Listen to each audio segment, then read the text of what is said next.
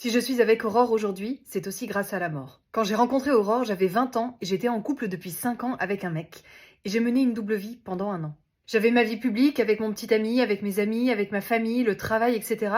Et de l'autre côté, j'avais une vie complètement cachée et passionnelle avec Aurore. Et même si j'avais conscience que cette situation n'était pas normale, je cherchais pas à la changer. À l'époque, avec Aurore, on était tout le temps, tout le temps, tout le temps avec un garçon avec qui on travaillait, qui était aussi un de nos meilleurs amis, qui s'appelait Silver, le genre de trio inséparable. Silver, lui, était ouvertement gay et en couple depuis plusieurs mois avec un garçon qu'il aimait beaucoup. Ce mec, j'ai souvent discuté avec lui et plein de fois il me disait « Ah non mais moi, personne ne sait que je suis gay dans mon entourage.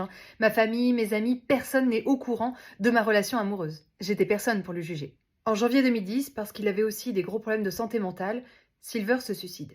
Ça a été un électrochoc pour moi. Déjà parce qu'avec Aurore, on perdait un de nos meilleurs amis, qu'on se sentait complètement amputé, mais aussi parce qu'à ce moment-là, j'ai pris conscience que la vie pouvait être courte. S'arrêter comme ça.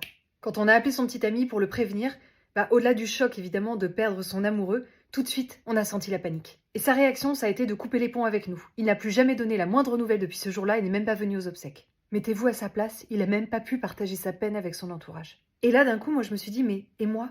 Et nous?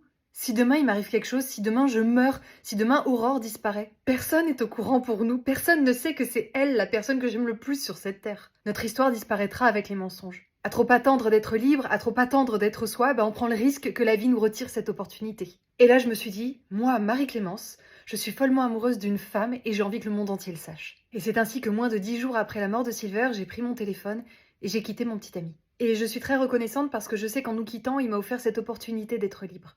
D'avoir une vie heureuse et à ma place. N'attendez pas le bon moment pour prendre des bonnes décisions pour votre vie. C'est maintenant le bon moment.